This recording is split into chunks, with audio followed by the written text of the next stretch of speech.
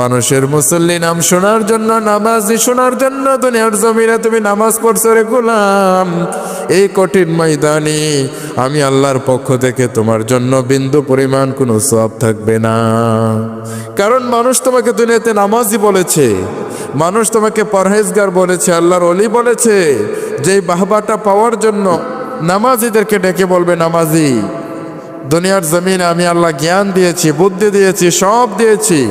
আজকে আমাকে বলো, আমি আল্লাহর আদেশটা পালন করলাম না কেন? আমি আল্লাহর আদেশ পালন করার জন্য কি তোমাদেরকে বলি নাই?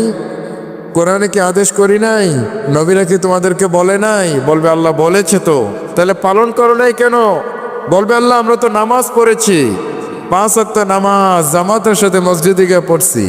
আল্লাহ বলবেন ও গোলাম, ওই নামাজগুলা তো আমি আল্লাহর খুশির জন্য পড়ো নাই, বরং ওই নামাজগুলা পড়েছ। মানুষ তোমাকে নামাজি বলবে, মুসল্লি বলবে, আল্লাহর ওলি বলবে।